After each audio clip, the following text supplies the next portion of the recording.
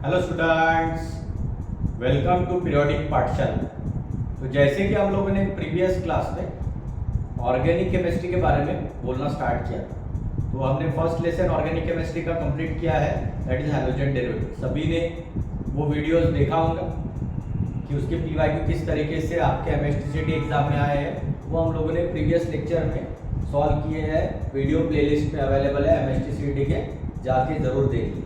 आज हम second organic lesson के बारे में बात करने वाले हैं, जिसका नाम मेरे पीछे दिख रहा है आपको, that is alcohol, phenol and ethane. मैंने एक चीज क्लियर कर दिया था जब फिजिकल केमिस्ट्री खत्म हुआ था, तो मैंने एक चीज बोला था कि अभी यहाँ से आपको स्टेट बोर्ड के टेस्ट का डेटा अच्छी तरीके से आपको पता होना चाहिए, तो लेसन पे आपका कमांड आसानी से रहेगा। मोस्ट इम्पोर्टेंट थिंग, मैं हर लेक्चर में ये चीज़ बता रहा हूँ, क्योंकि ऑर्गेनिक इनऑर्गेनिक एप्लीकेशन, इसमें थ्योरेटिकल पार्ट आता है, सीधा टेक्स्ट बुक से उठा के क्वेश्चन आपको कॉपी पेस्ट होता है।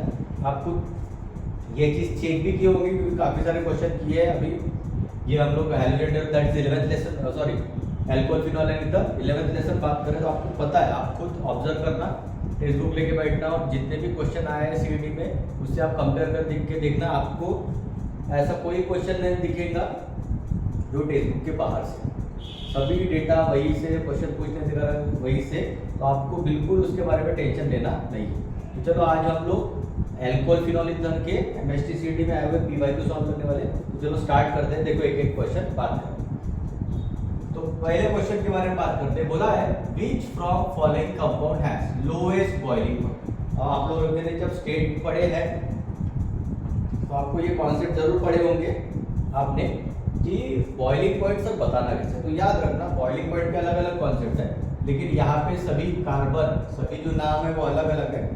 जब नाम अलग अलग रहे, या इथेनॉल है, या प्रोपेनॉल है, या ब्यूटेनॉल है, या मिथेनॉल है। मिथेनॉल मतलब एक कार्बन, इथेनॉल मतलब दो कार्बन, प्रोपेनॉल मतलब तीन कार्बन, ब्यूटेनॉल मतलब चार। जब अलग अलग कार्बन रहे, नंबर ऑफ कार्बन अलग अलग रहे, तो बॉइलिंग पॉइंट का कॉन्सेप्ट से boiling point is directly proportional to number of carbon. ये कॉन्सेप्ट उठा के आप लोग किसी भी बॉइलिंग पॉइंट का आंसर आसानी से लगा सकते हो। तो इसका मीनिंग क्या होगा कि boiling point is directly proportional to number of carbon. जितने कार्बन ज्यादा रहेंगे उतना बॉइलिंग पॉइंट उसका ज्यादा रहेगा, क्योंकि डायरेक्टली का मीनिंग सभी को पता है, एक इंक्रीज हुआ तो दूसरा भी इंक्रीज होता है, एक डिक्रीज हुआ तो दूसरा भी डिक्रीज। तो सेम चीज है।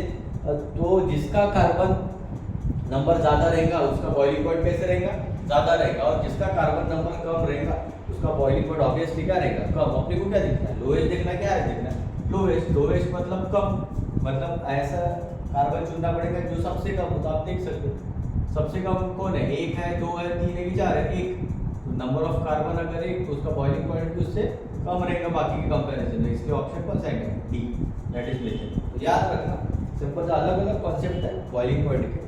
जैसे जैसे क्वेश्चन आते हैं वैसे वैसे हमको बात करते हैं। ध्यान रखना, अलग अलग कार्बन नंबर रहे, नंबर ऑफ कार्बन अलग अलग रहे, सिंपल सा कॉन्सेप्ट लगना, उसमें ज़्यादा रॉकेट साइंस नहीं है। Boiling point is directly proportional to number of carbon. जितने नंबर ऑफ कार्बन ज़्यादा उतना बॉइलिंग पॉइंट ज़्यादा, जितने नंबर ऑफ कार्बन कम उतना उसका बॉइलिंग पॉइंट कितना रहेगा, कम। यहाँ पे लोएस्ट बोला था, सबसे कम नंबर एक है, दैट इज ऑप्शन का होगा D, that is methane. I hope पहला क्वेश्चन क्लियर है।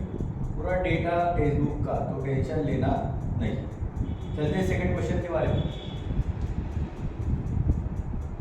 सेकंड क्वेश्चन बोला है what is the common name of benzene 1,3 dial. Most important, अब ये बेंजीन 1,3 डायल है, तो आप अगर जाके देखोगे तो मैं बता रहा हूँ रेफरेंस, ये फिनॉल का चार्ट देखना, जहाँ पे कॉमन नेम और आईयूपीएसी नेम दोनों है, वहाँ पे चार्ट में सभी दिया। आप जैसे टेक्स्ट बुक अल्कोहल, फिनॉल तक स्टार्ट करोगे, दो पेज छोड़ के तीसरे पेज पे ही है, जितना मुझे याद है, तीसरे चौथे पेज पे, तो आपको फिनॉल के कॉमन नेम आईयूपीएसी नेम दिए। तो यहाँ पे बोला है बेंजीन 1,3 डायोल का क्या रहेगा। तो ध्यान रखना, आप टेक्स्ट बुक में देखोगे बेंजीन 1,3 डायोल का जो कॉमन नेम होता है वो रेसोरसिनॉल होता है। तो याद रखना बराबर, आपको अच्छी तरह पायरेगोल भी दिया है, क्यूनिनोल भी दिया है, कैथेकॉल भी है, तो बराबर याद रखना।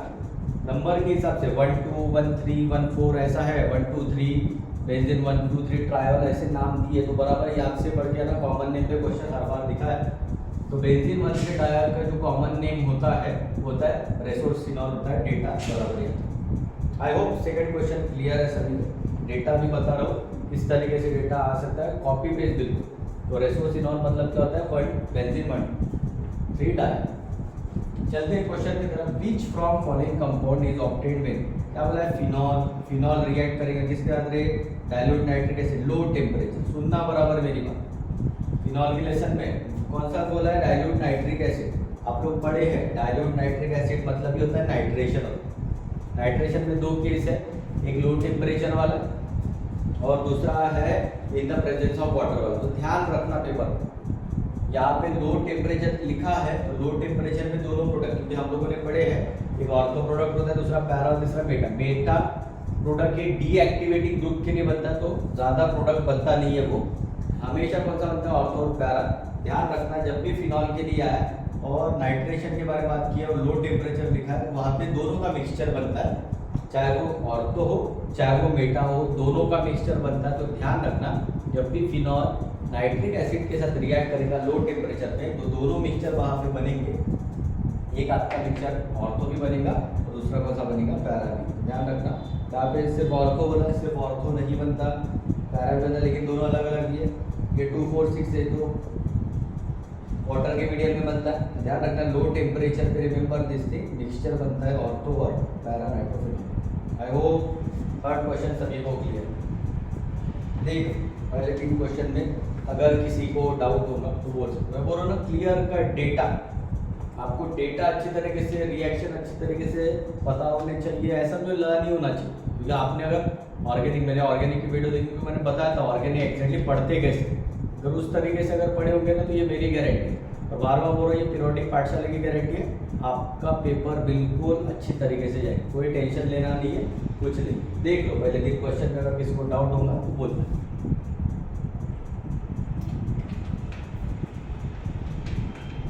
पहले 3 क्वेश्चन में अगर किसी को दिक्कत होगी, परेशानी होगी तो बोलो। आई होप पहले 3 क्वेश्चन क्लियर है सब। चलते हैं 4th क्वेश्चन की तरफ।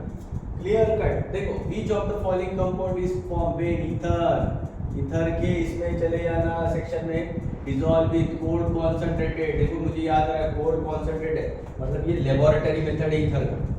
वहाँ पे देखना लाइन टू लाइन उठा है तो ईथर डिसॉल्व होगा cold concentrated sulphuric acid. Sulphuric acid मतलब होता है H2SO जब होता है तो वहाँ पे लिखा है लाइन, जब पैराग्राफ खत्म होता है कि ईथर अगर कोल्ड कॉन्सेंट्रेट सल्फ्यूरिक एसिड से रिएक्ट करता है तो वहाँ पे ऑक्सोनियम सॉल्ट बोलता है। डायरेक्ट लाइन लिखी है, बराबर याद रखना। ईथर के सेक्शन जो ना लेबोरेटरी मेथड है, लेबोरेटरी मेथड में remember this thing, laboratory method में आपको समझेगा वहाँ पे लेबोरेटरी मेथड दिया है, वहाँ पे क्लियर है। जब भी ईथर अगर सल्फ्यूरिक एसिड के साथ रिएक्ट करता है कोल्ड कॉन्सेंट्रेटेड, वहाँ पे एक सॉल्ट बनता है, उस सॉल्ट का नाम रहता है ऑक्सोनियम सॉल्ट। स्टैंडर्ड डेटा है, बुक में है, बराबर देखिए।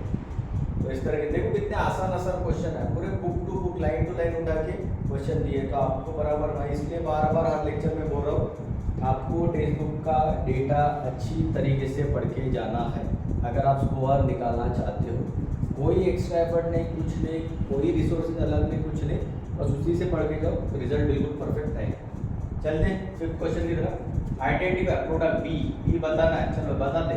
सोडियम फिनॉक्साइड, सोडियम फिनॉक्साइड बोला तो ध्यान रखना 2 रिएक्शन रेफरेंस देता हूँ, एक रायमर डायमंड रिएक्शन पढ़ो और दूसरा कोलबेज रिएक्शन पढ़ो। ध्यान रख, एक रायमर डायमंड रिएक्शन पढ़े, दूसरा रायमर डायमंड आता है तो वहाँ पे सेलिसाइडेट बनता है, कोलबेज रिएक्शन आता है तो वहाँ पे सेलिसाइडेट। तो यहाँ पे देखो सोडियम फिनॉक्साइड में CO2 पेपर में रिएक्शन नहीं करती, इसलिए आपको याद होना चाहिए। सोडियम फिनॉक्साइड में CO2 मिलाएंगे, उसके बाद उसमें H3O मतलब वाटर ऐड करेंगे, HCl ऐड करेंगे तो आपका सैलिसाइक्लिक एसिड मिलता है।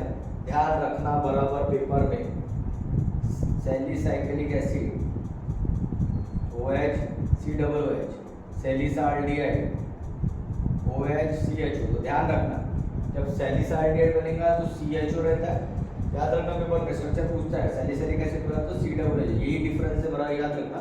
ये फिनॉल का रिएक्शन है, रेफरेंस दिया है।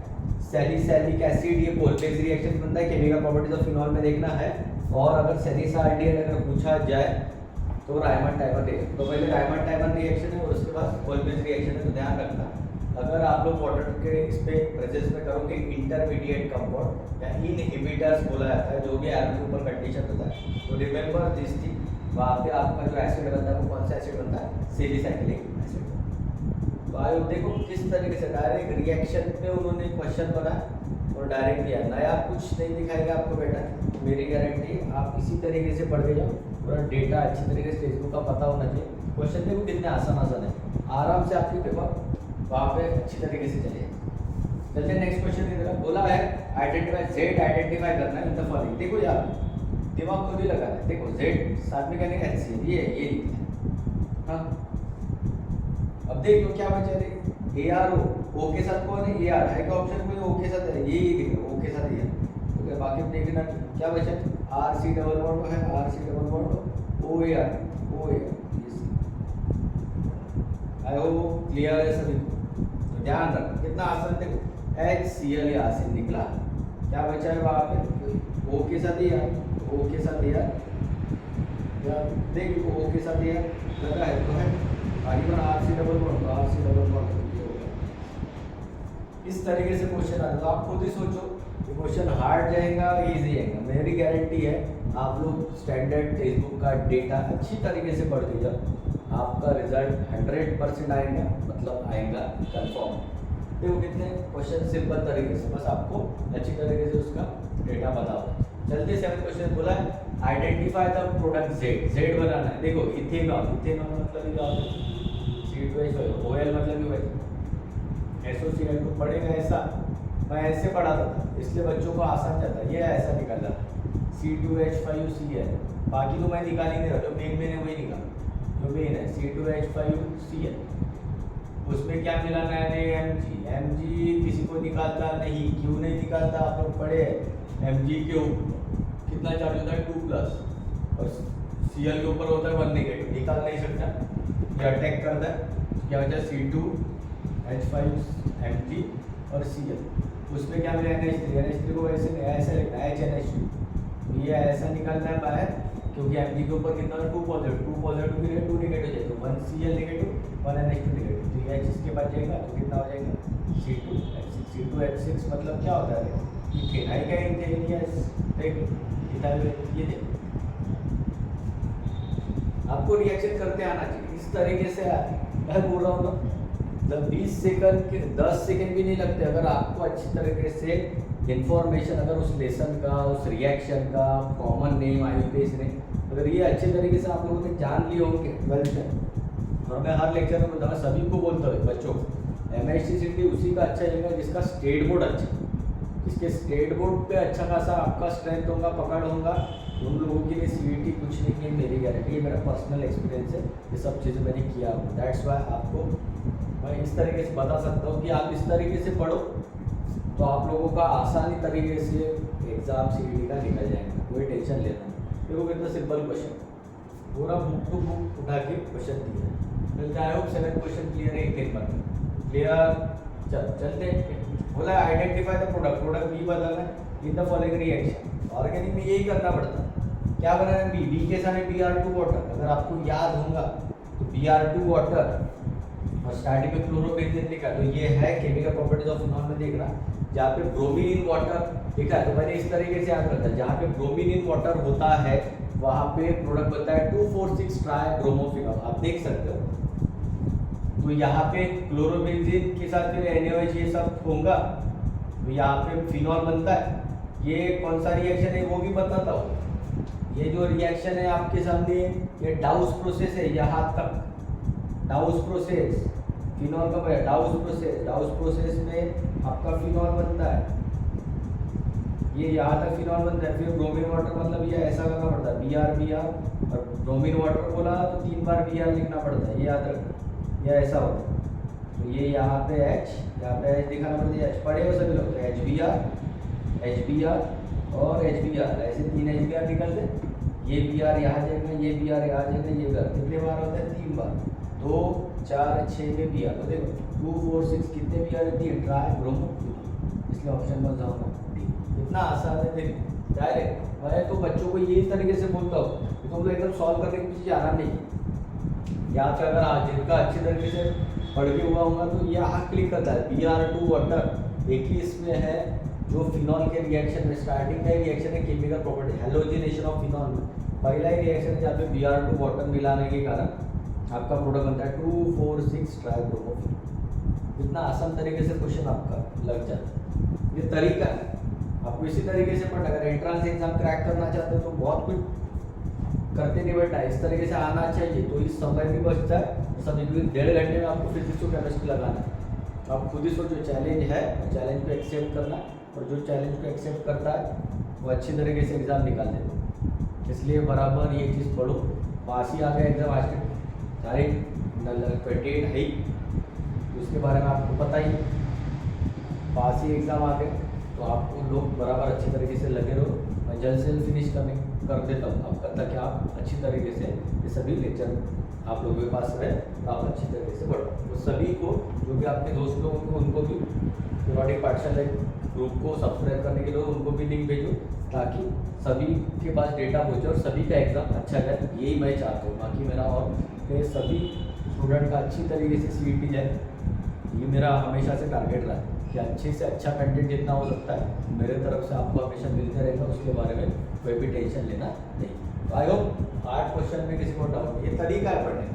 चलते 9 क्वेश्चन में बोला है अकॉर्डिंग कार्बिनल। कार्बिनल मतलब याद रखना है, कार्बिनल मतलब ही methyl system. Tertiary butyl alcohol तो बना के दिया, टर्चरी ब्यूटाइल सभी लोग पढ़े। ब्यूटाइल मतलब टर्चरी को लगा है, अल्कोहल मतलब वो है। अब देख लो carbinol system, carbinol methyl, methyl मतलब CH3, कितने CH3 है? 3 है। 3 मतलब क्या था? ट्राई है क्या? मिथाइल है, ये इथाइल के ऊपर ट्राई मिथाइल।